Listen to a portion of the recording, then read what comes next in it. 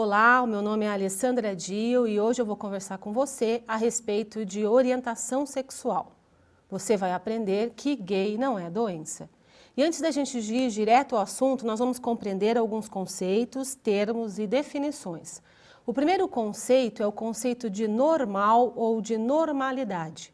Em medicina, o termo normal tem uma conotação estatística, de predominante, ou seja, normal é o mais frequente, é o mais usual, é o mais encontradiço. E nesse caso, não normal não quer dizer obrigatoriamente doença.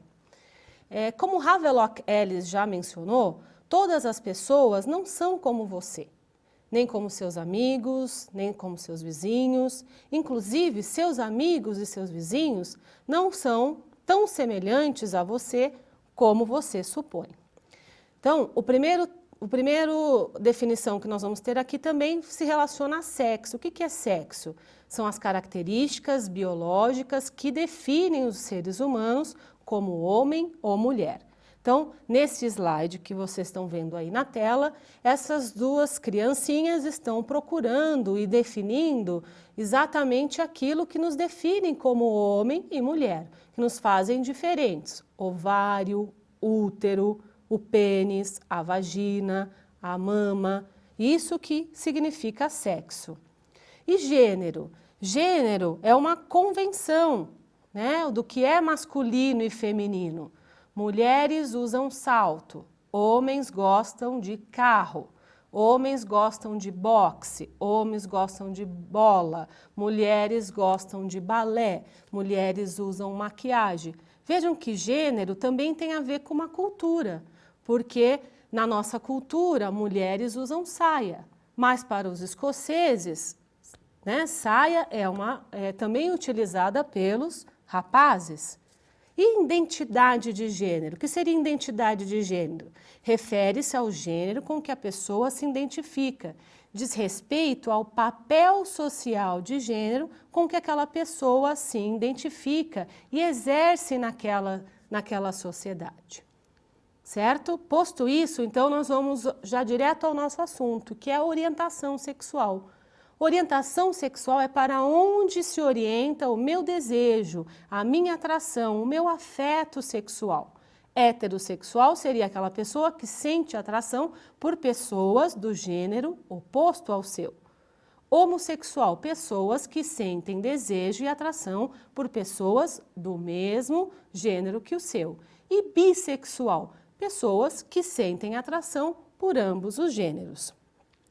E desde 1973, a Associação Psiquiátrica Americana, que é a APA, após ampla revisão da literatura e extensa revisão científica e debates com a sociedade civil e científica, removeu a homossexualidade dos manuais diagnósticos de saúde mental e, desde então, a homossexualidade passa a não ser mais considerada uma doença mental. Hoje, a homossexualidade ela é compreendida como uma variação normal da sexualidade. E isso nós podemos compreender melhor a partir também dos estudos de Kinsey. Esse slide que nós estamos vendo aí na tela, ele revela então um amplo espectro do que Kinsey chamou de uma escala da sexualidade, que varia então de 0 a 6, que seria o comportamento sexual do ser humano, que vai de exclusivamente heterossexual ao comportamento exclusivamente homossexual. Ou seja, não existe uma chavezinha que eu ligo e desligo em gay e não gay, assim como, né, esse não é uma opção.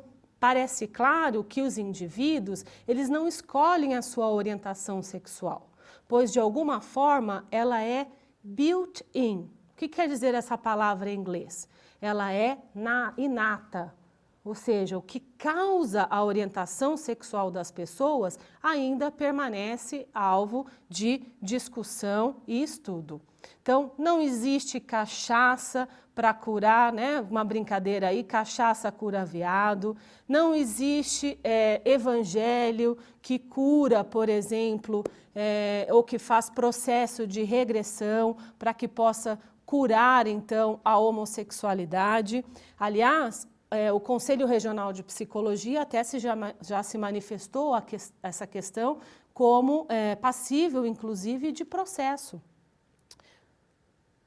O que nós temos que trabalhar como profissional de saúde é estar atento ao processo de sair do armário desse indivíduo, que pode ser mais fácil ou menos fácil, com maior ou menor vulnerabilidade, que vai variar de indivíduo para indivíduo. E esse processo, que na palavra em inglês quer dizer coming out, ele pode ser mais ou menos fácil, variando de um indivíduo para o outro, variando de cultura para cultura e variando também do meio social e do entorno que esse indivíduo vive. Será mais ou menos fácil dependendo da família que ele está inserido.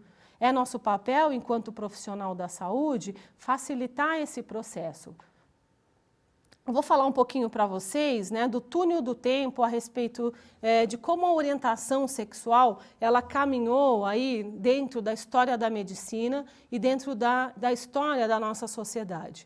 Historicamente, a homossexualidade como uma categoria específica, ela não existia na literatura médica até 1870. E a incipiente psicanálise colocou a homossexualidade como um foco de interesse especial.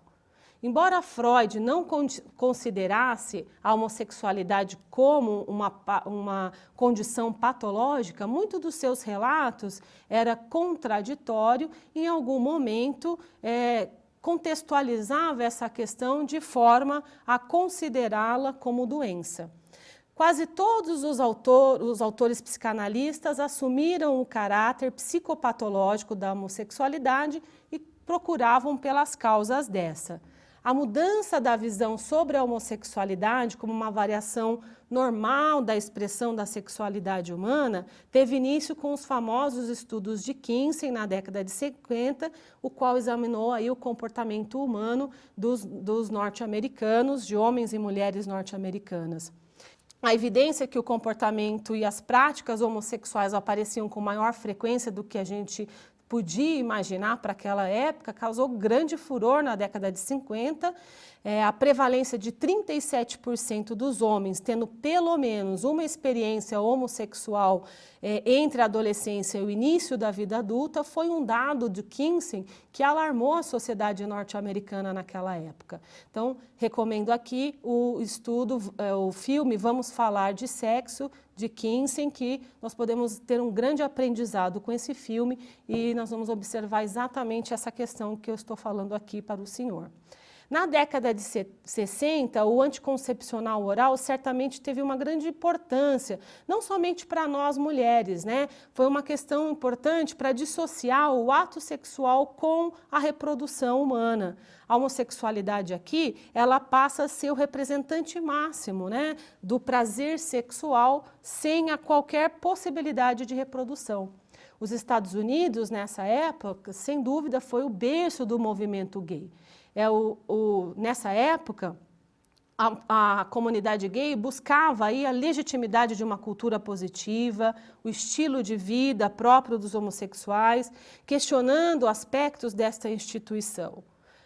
Então, ficou um marco bastante importante aí, que hoje é relembrado com o movimento de 1969, que foi a rebelião de Stonewall, que hoje é relembrado com as paradas gays em todo o mundo. Bom, mais adiante no Brasil, isso também repercutiu. Na época, nós vivíamos aqui a ditadura militar e tivemos algum movimento também com a questão da militância gay em nosso país e hoje isso se espalhou de alguma forma e temos a maior parada gay do mundo. Nós, brasileiros, somos campeões de homofobia. A homofobia no Brasil é uma epidemia nacional. Para você ter uma ideia, os dados do Grupo Gay da Bahia, de 1980 a 2005, revelam que nós tivemos 2.500 assassinatos. Desses, 72% eram gays, 25% travestis, 3% eram lésbicas. Ou seja, nós vivemos um país ainda com muitas variações. O preconceito, sim, tem cura. E é isso que eu queria falar para vocês. Espero que a mensagem tenha sido dada. Gay não é doença, mas preconceito sim tem cura.